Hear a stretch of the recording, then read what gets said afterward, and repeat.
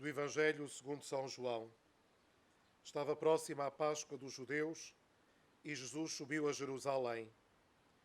Encontrou no templo os vendedores de bois, ovelhas e pombas e os cambistas sentados.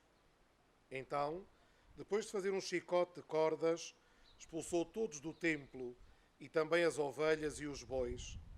Deitou por terra o dinheiro dos cambistas e derrubou-lhes as mesas. E disse aos vendedores das pombas: Tirai isto daqui. Não façais da casa de meu pai casa de comércio. Recordaram-se os seus discípulos do que está escrito: O zelo para a tua casa devorar-me-á. Responderam-lhe então os judeus e disseram-lhe: Que sinal nos mostras para fazeres estas coisas? Respondeu Jesus e disse-lhes: Destruí este templo e em 3 dias o levantarei. Disseram-lhe então os judeus: Este templo foi edificado em 46 anos, e tu em 3 dias o levantarás? Ele, porém, falava acerca do templo do seu corpo. Por isso, quando ressuscitou dos mortos, os seus discípulos recordaram-se de que tinha dito isto e acreditaram na Escritura e na palavra de Jesus.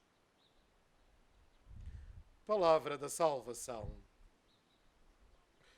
Queridos irmãos e irmãs, no terceiro domingo do Evangelho deste ano litúrgico, somos convidados a escutar este pequenino trecho do Evangelho segundo São João e que nos coloca diante da festa das tendas em que Jesus, como todo o povo de Israel, se encontra em Jerusalém. Daí que existe esta multidão de gente em redor do templo.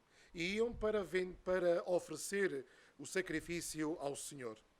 Por isso havia a venda dos animais. Contudo, havia esta corrupção daqueles que eram os líderes religiosos que compactuavam e ganhavam com a venda, com o comércio existente no templo. Por isso vemos Jesus numa atitude muito pouco conhecida, desta atitude um pouco mais irada, por assim dizer, que pega num chicote e expulsa da casa do Pai aquilo que não pertence à casa do Pai.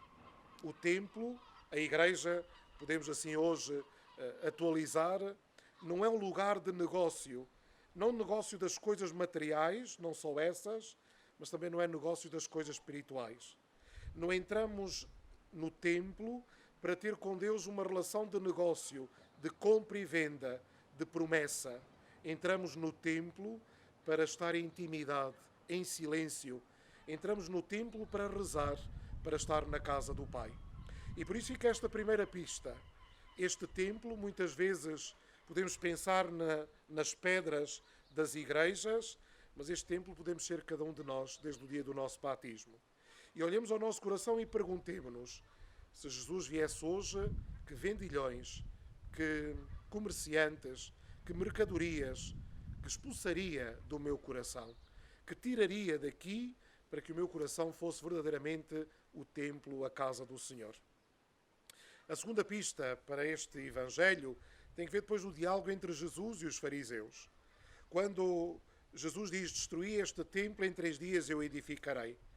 Foi um escândalo, porque o templo de Jerusalém tinha sido construído em 46 anos.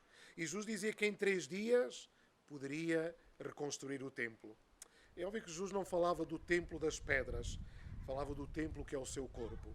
Após a sua paixão, morte, Cristo ressuscitaria. E Cristo ressuscitado é o novo lugar, o novo templo, onde, como ele diria à samaritana, se adoraria Deus em verdade e em espírito. Agora em Jesus podemos ter um lugar de oração, de encontro com o Pai. E é isto que Jesus diz exatamente aos fariseus. E por isso também nós precisamos, nesta quaresma, de destruir o homem velho, o templo velho que nós construímos, na base do nosso Deus, do Deus que cada um fez para si, na base das suas coisas. Destruir aquilo onde não está Deus, para que na Páscoa, para que na ressurreição do Senhor, possa eu também nascer homem novo, possa eu também ressuscitar com Cristo, tornar-me este lugar novo, este espaço, este encontro com o Senhor. E a terceira pista, os discípulos entenderam tudo isto após a Páscoa e a ressurreição do Senhor. Nós temos esta graça, poder entender já, não deixar para depois esta conversão, este chamamento que o Senhor nos faz a uma vida nova. Por isso que com Jesus, com os seus discípulos, com toda a Igreja, peçamos ao Senhor este coração novo, este coração que se torne uma casa de oração, esta vida que se torne um templo vivo, onde os homens, nossos irmãos, podem se encontrar com Deus e uns com os outros. Por isso, com esta palavra vos deixo este domingo, desejando-vos então um santo domingo e até já, se Deus quiser.